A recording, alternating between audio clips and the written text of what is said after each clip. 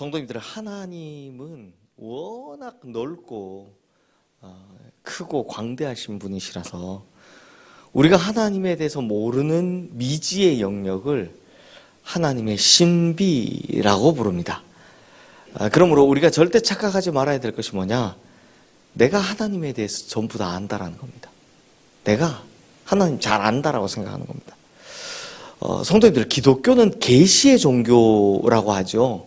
계시의 종교이기 때문에 하나님께서 우리에게 자신을 계시하는 거기까지, 즉 하나님께서 우리에게 자신에 대해 알려주시는 그 한계까지만 우리가 알 수 있는 겁니다. 그러므로 이 세상 그 누구도 하나님에 대한 전부를 알 수 없습니다. 이건 사도 바울도 그랬고요, 종교개혁자들도 그랬고요, 또 수많은 신학자들도 그렇습니다. 예를 들면 사도 바울도 고린도전서 13장에 사랑에 관한 이야기를 다 해놓고 끝에 뭐라고 합니까? 내가 지금은 거울을 보듯이 희미하다. 그때 이제 동거울이니까 닦아서 만든 거울을 보는 것처럼 희미하지만 그날에는 얼굴과 얼굴을 마주하고 보겠다. 그렇게 하나님에 대해서 많이 알았던 사도 바울도 하나님에 대해서는 자기가 생각하기엔 희미하게 안다 라고 생각한 겁니다. 마틴 루터도, 종교개혁자 마틴 루터도 자기 이해 너머에 계신 하나님이라고 고백하죠. 아무리 생각해도 하나님의 섭리와 경륜은 다 모르겠다 라는 겁니다.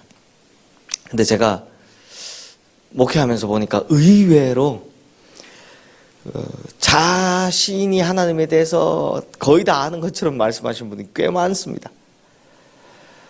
성도님들, 욥의 세 친구들도 좀 마찬가지죠.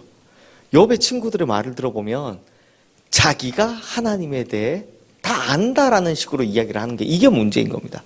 그러니 욥을 책망하는 겁니다. 인과율, 사실 굉장히 인본주의적 생각인데 욥이 당하는 고난의 이유는 뭐다? 자신이 죄를 지었기 때문이다 라고 몰아세우는 겁니다. 회개하지 않아서 그렇다라고 몰아세우는 겁니다. 즉 자기들이 가지고 있는 잣대를 통해서 자꾸 다른 사람을 비난을 하는 겁니다.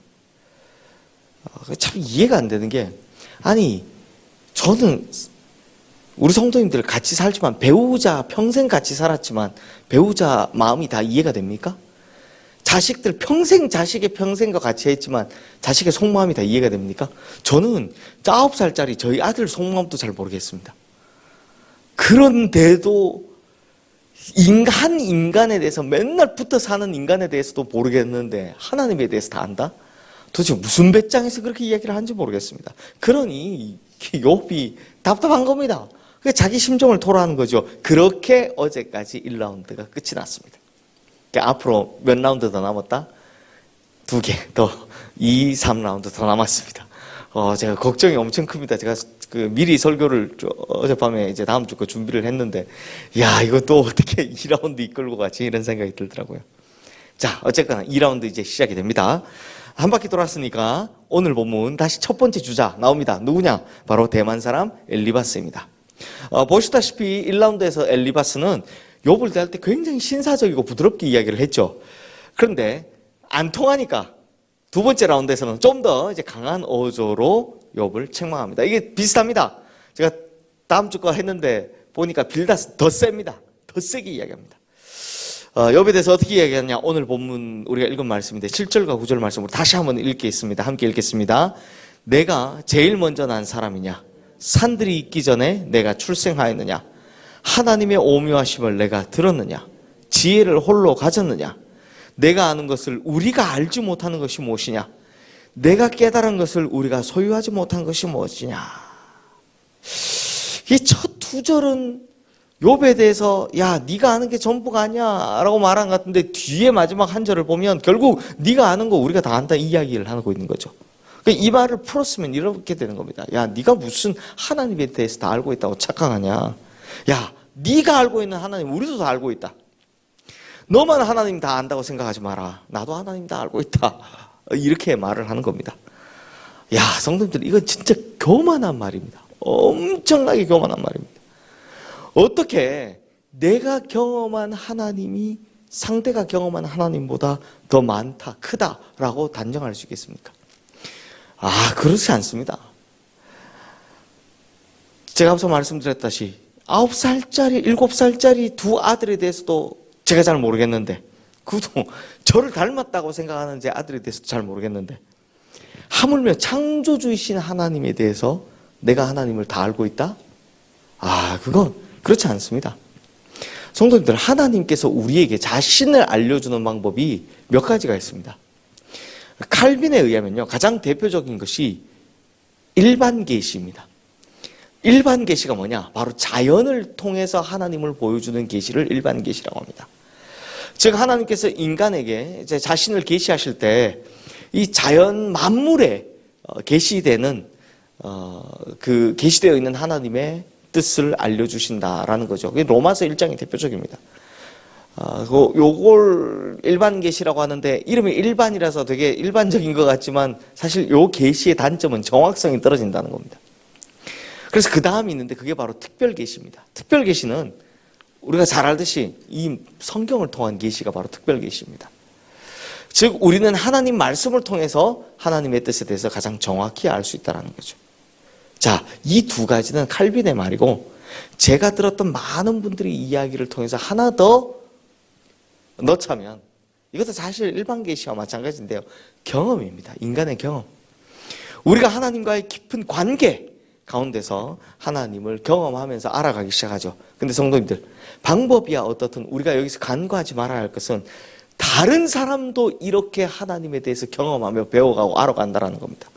그러므로 우리는 하나님께서 나에게 이렇게 역사하셨는데 저 사람에게는 다르게 역사하시는 하나님을 보면서 하나님에 대한 지평을 넓혀갈 수 있다는 겁니다. 그런데 막 내가 아는 하나님만 맞다고 바락바락 우기시는 분들이 의외로 많았어요. 저는 사실 공부할수록 하나님에 대해서 더 모르겠습니다. 근데 어떻게 그렇게 확신 있게 말씀하시는지 제가 참 궁금한데요. 그러면서 성도님들, 이렇게 보면 엘리바스도 욥에게만 특별하게 역사하신 하나님을 보면서 자기도 어떻게 해야 됐습니까? 배워야 하는 겁니다. 욥은 지금 자기도 전혀 알지 못했던 하나님에 대해서 이 고난을 통해 지금 배워가고 있는 겁니다. 그 모습을 보면서 옆에서 보면 뭐라고 생각해야 됩니까? 쟤는 저래서 안 돼가 아니라 하나님이 저렇게도 역사하시는구나라고 배워야 한다는 겁니다. 성도님들, 왜 교회 공동체가 필요한지 아십니까? 왜 신앙생활을 혼자 하면 안 되는지 아십니까? 바로 이것 때문입니다. 내 평생에 내가 경험할 수 있는 하나님은 작은데 내 옆에 있는 사람들을 통해서 하나님은 저렇게도 역사하시는구나, 저렇게도 역사하시는구나, 이렇게 배워가는 겁니다. 그래서 공동체는, 신앙은 언제나 공동체로 형성이 되어 가는 거죠. 그러므로 성도님들, 오늘 우리가 주시는 이 메시지가 뭐냐? 내가 다 안다라는 신앙의 교만을 다 떨쳐내고 그 깊고 크고 넓고 광대하신 하나님에 대해서 내 주변의 사람이든 하나님 말씀이든 어떻게든 최선을 다해 알아가시기를 주님의 이름으로 축원합니다. 저는 가끔 이런 생각을 해봅니다. 아마 고난당하시는 우리 성도님들에게 이 말씀이 위로가 될지 모르겠는데, 만약 욥이 하나님에 대해서 조금 더 정확하게 알았더라면 이런 고난을 당했을까 하는 생각을 해봅니다. 하나님에 대해서 알았더라면 이런 고난을 당했을까? 사실 하나님께서는 고난을 통해서 어떻게 하고 계신 겁니까? 욥을 자기가 있는 쪽으로 점점 당기시는 거거든요. 그렇잖아요. 고난받아 힘든 욥이 아니라 사실 하나님 입장에서 보면 당기고 계신 거거든요. 한 걸음 한 걸음 이렇게 당기고 계신 거거든요. 그래서 제가 사실 가지고 있는 질문, 욥이 만약 하나님께 좀 더 가까이 있었더라면, 하나님을 더 많이 알았더라면 과연 고난을 당했을까? 정확한 이 질문의 답은 모르겠습니다. 성경에 나와 있지 않으니까. 하지만 그럼에도 하나님을 좀 더 정확히 알았더라면 하는 생각을 해보는 거죠. 그러므로 우리 성도님들, 만약 고난 당하고 계시다면 하나님이 나를 하나님 쪽으로 한 걸음씩 당기고 계신다. 그러니 내가 빨리 차라리 하나님 원망하고 불평하는 것보다는 하나님에 대해서 알아가는 게 훨씬 더 빨리 이 고난을 해결하는 일이다. 이게 우리 성도님들에게, 혹시 고난당하시는 성도님들이 있다면 위로가 되었으면 좋겠습니다.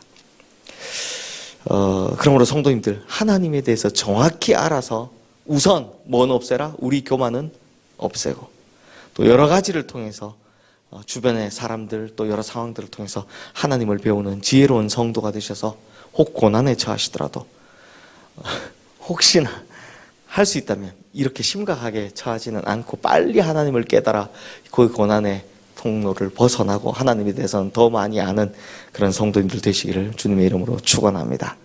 이 시간 오늘 주신 말씀 기억하며 우리 함께 기도하겠습니다.